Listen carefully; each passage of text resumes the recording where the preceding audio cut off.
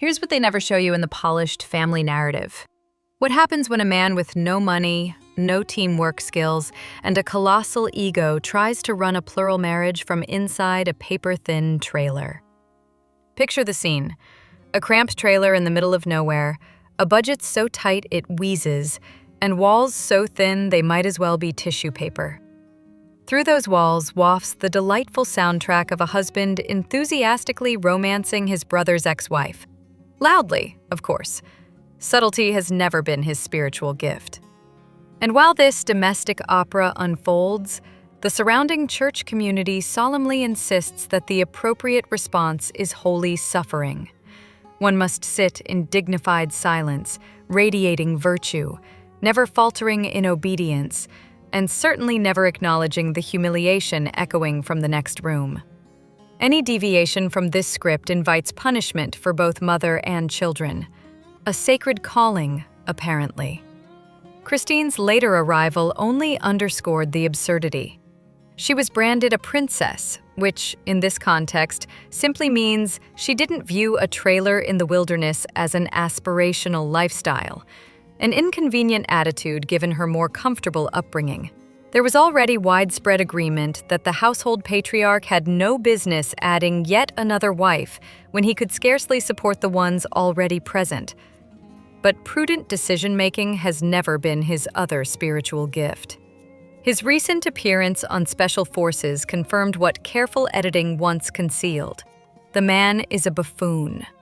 Confronted with scenarios requiring teamwork, cooperation, or even a passing awareness of others' capacities, he faltered spectacularly. This would be merely entertaining if plural marriage weren't theoretically an elaborate exercise in teamwork. Yet he clings to the fantasy that machismo substitutes for competence. One can only marvel that Robyn allowed such unfiltered exposure. Perhaps the doll budget exceeded safe limits and sacrifices had to be made. Or perhaps the performance is intentional, an early draft of her exit monologue, complete with the requisite martyrdom, the long-suffering wife, abandoned to bear the brunt of his narcissistic rage once the others escaped. The tale writes itself. The real version of him, furious, insecure, and stranded halfway between bravado and impotence, left her clinging to comfort wherever she could find it. Decorative dolls, seasonal trees, glittering stones, luxury jewelry. Anything to kindle the faintest glow of joy inside the palatial prisons he purchased. Amethyst, after all, is said to be calming. In bulk, apparently. Eventually comes the inevitable crescendo, the declaration that joy is a universal right, that she deserves it, and that choosing herself is the bravest act of all. Delivered with a flourish, wrapped in plausible deniability and stamped allegedly, just in case. A fitting epilogue for a saga defined by noise, denial, and the stubborn illusion that chaos can be sanctified merely by calling it sacred. Here's the real reason Kody Brown's sudden dance transformation has nothing to do with romance, and everything to do with ratings. The sudden obsession with taming Kody Brown's dancing lands with all the subtlety of a neon sign flashing, "Wedding storyline ahead." The hours spent instructing him to abandon his infamous pump dance in favor of something recognizably human suggest preparation for a major event, perhaps a father-daughter moment at Aurora's wedding, or, given the show's appetite for self-indulgence, yet another Kody and Robyn vow renewal that absolutely no one requested. The production breadcrumbs are unmistakable. Between the real estate wrap-ups, the ritualistic apology tour, and a suspicious amount of empty airtime, the stage appears set for an engagement and wedding arc conveniently teased for another season. The problem, of course, is that the audience's patience is finite.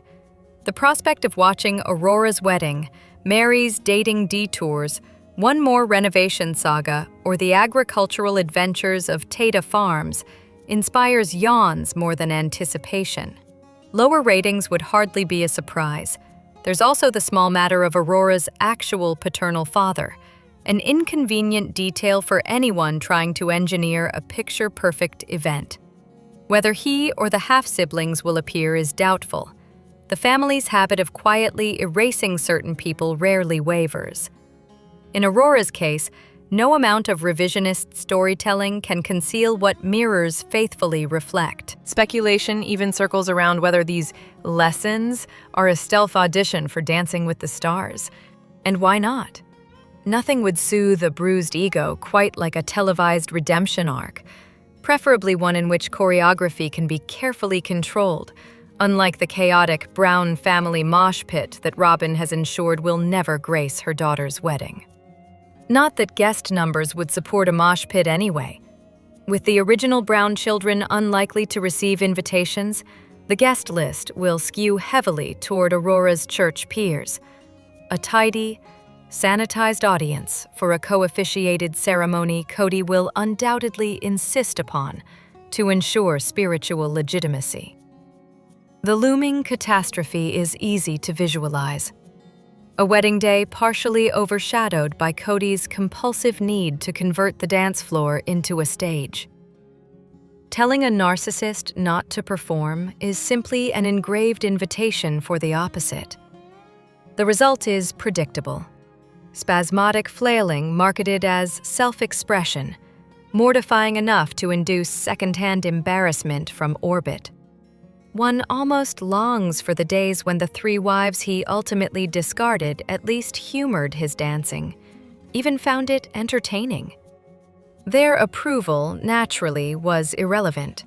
He aligned himself with the one partner mortified by his antics, and now the entire season is held hostage by lessons designed to coach the performance out of him. As if that were possible. Robyn herself once refused to dance with him unless he completed formal classes, a stance reinforced by her memorable stripper pole analogy. Yet no number of instructors will prevent him from inhaling all available attention the moment a spotlight appears. For years, no one dared tell him the truth, and so he continues, convinced of his own charm, gyrating confidently into yet another storyline that offers as much substance as his choreography. None at all. Here's what no one wants to admit about this family. Direct speech isn't the problem. Emotional fragility is. The latest uproar over David's interaction with Paden offers a masterclass in missing the point. The accusation of controlling behavior or unnecessary harshness hinges on a simple offense. He communicated like an adult addressing another adult. In a household where directness is treated like an act of aggression, this was apparently too much to handle. David's style is unmistakably hands-on. He engages the children, banters when bantered with, and encourages self-expression without indulging every quirk as sacred. He treats Christine's children as his own, which, ironically, is precisely what many claimed they wanted until he actually did it. The horror of a stepfather who doesn't treat the grown son as an untouchable museum piece. The focus of this particular melodrama is Paden's habit of communicating almost exclusively in movie quotes. Quoting films is harmless. Quoting them as a substitute for organic human dialogue is something else entirely. Even David, a devoted Star Wars enthusiast, appears to grasp the distinction. Excessive quoting creates awkward, one-sided exchanges, especially for anyone unfamiliar with the source material. It is a communication crutch, and in Paden's case, merely one symptom of a broader social discomfort. Whether that discomfort stems from trauma, neurodivergence, or a lifetime of emotional masking, the net effect is the same. Conversations with him rarely resemble conversations. There is a reason this dynamic becomes hard to humor as a charming quirk. When an individual already struggles to connect, leaning on canned dialogue only deepens the divide. Eventually, people expect authenticity, or at least an unscripted sentence. Romantic partners certainly do. No amount of cinematic trivia compensates for the absence of emotional depth. Of course, the debate becomes more complicated when considering the family's trauma. Several members have relied on escapism as emotional armor, something even Christine has acknowledged.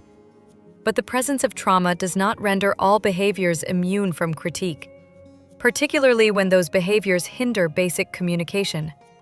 Strangely, the only unforgivable act here seems to be acknowledging the obvious.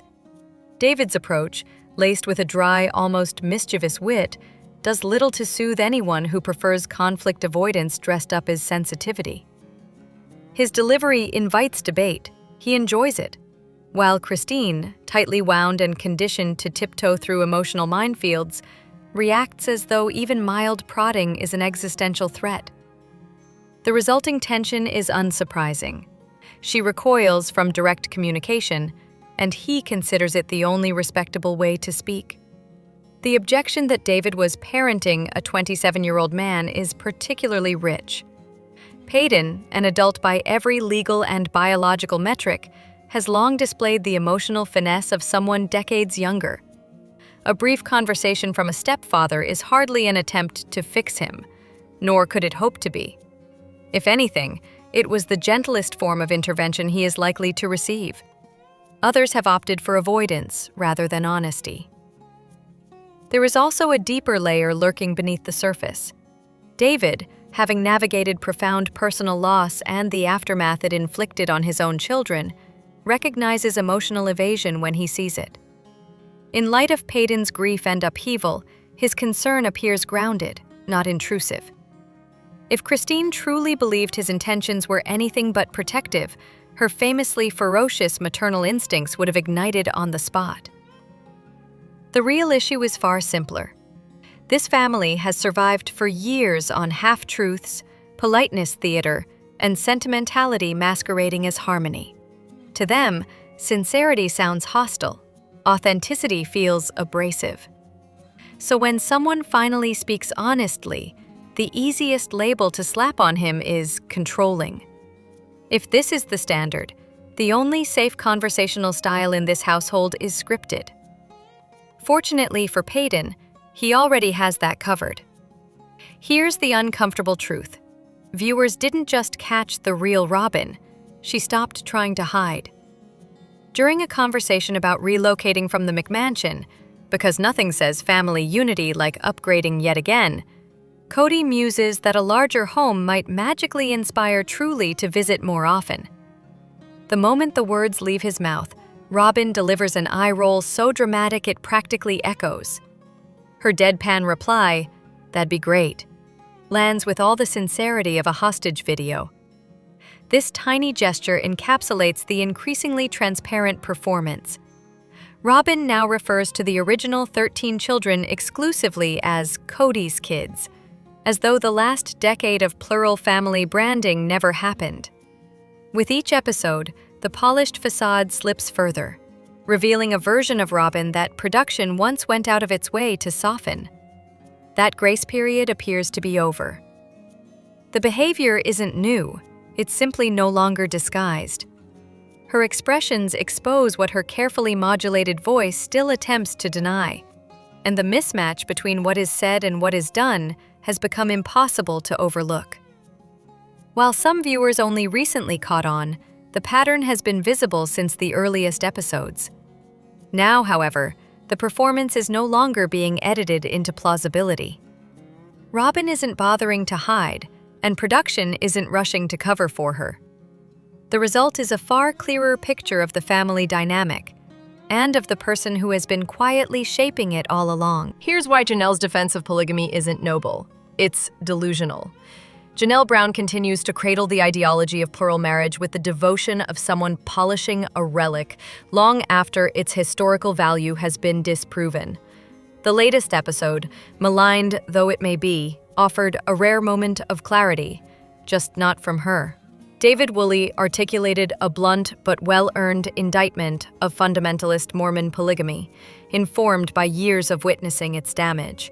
According to him, hundreds of people he knows were harmed by its coercive culture. 2 of his own sisters lived it. He calls it brainwashing, a system that reliably mistreats women while demanding their loyalty. In other words, first-hand experience, precisely the sort of testimony that usually garners respect. Yet Janelle dismissed it with a breezy wave, insisting no one should base an opinion on knowing one person in that world. An impressive feat, considering David explicitly referenced far more than one. The mental gymnastics of defending plural marriage apparently remain an Olympic sport in some corners of the Brown family. Her stance suggests an undying belief that the lifestyle wasn't inherently flawed, just poorly executed by Robyn, or perhaps by Kody, or perhaps by everyone except the doctrine itself. The refusal to acknowledge structural harm is all the more striking in light of the very real tragedies orbiting the culture she defends. David Woolley's niece, Donna, and her 2 children were murdered by a cartel while living in a Mormon polygamist compound in rural Mexico. Minimizing his personal experience under those circumstances is more than tone-deaf. It is willful blindness. And one suspects that had Kody ever demanded a family relocation to Mexico for the sake of the lifestyle, Janelle would have packed without protest. This selective amnesia extends beyond personal tragedy.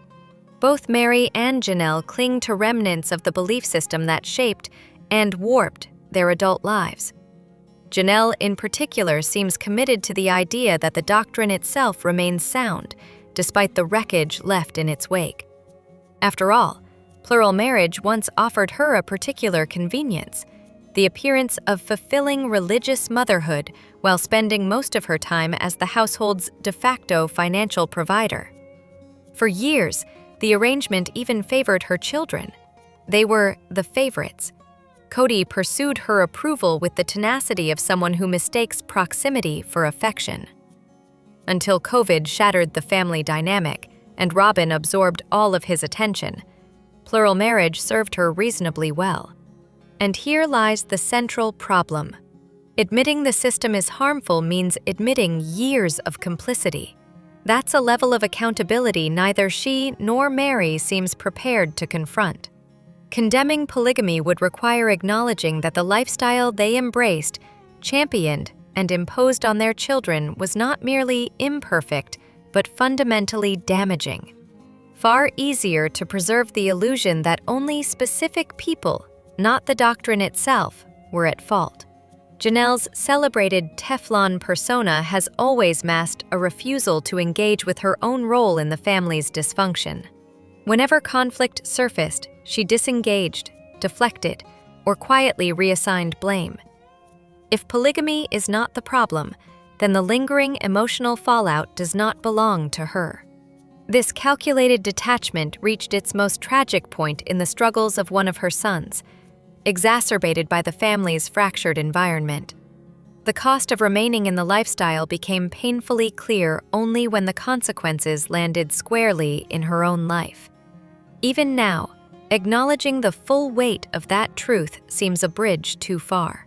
Perhaps the most jarring moment was her insistence that polygamy is no worse than monogamy, followed by the claim that saying otherwise is dangerous. This from a woman who spent decades navigating jealousy, inequity, and spiritual coercion as if they were unavoidable features of family life. To frame the system as benign, let alone equivalent to monogamy, is an act of ideological self-preservation masquerading as objectivity. Of course, some will argue that polygamy works for certain people under specific circumstances. And yes, personal history inevitably shapes personal opinion.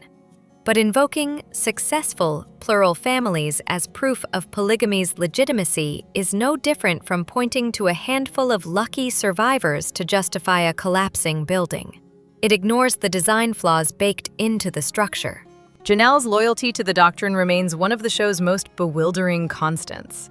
Even after leaving Kody, she clings to the belief that plural marriage can work, if only the stars align, and the men behave, and the women stay agreeable, and the children endure the fallout quietly. It's a comforting fantasy.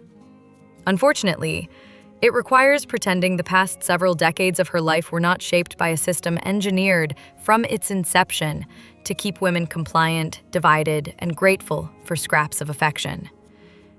In the end, Her defense of polygamy says far less about the doctrine's strengths than about the emotional cost of admitting that the foundation of one's adult life was built on sand. The tragedy is not that she once believed in the system. The tragedy is that even now, with overwhelming evidence of its harm, she still can't bring herself to call it what it is. Here's the uncomfortable truth about sister wives. The silence isn't accidental, it's engineered. Kody Brown has perfected the art of broadcasting grand, melodramatic proclamations, always, every time, forever, as though the sheer scale of his exaggeration might distract from their cruelty. What remains astonishing is not his flair for verbal demolition, but the remarkable silence surrounding him.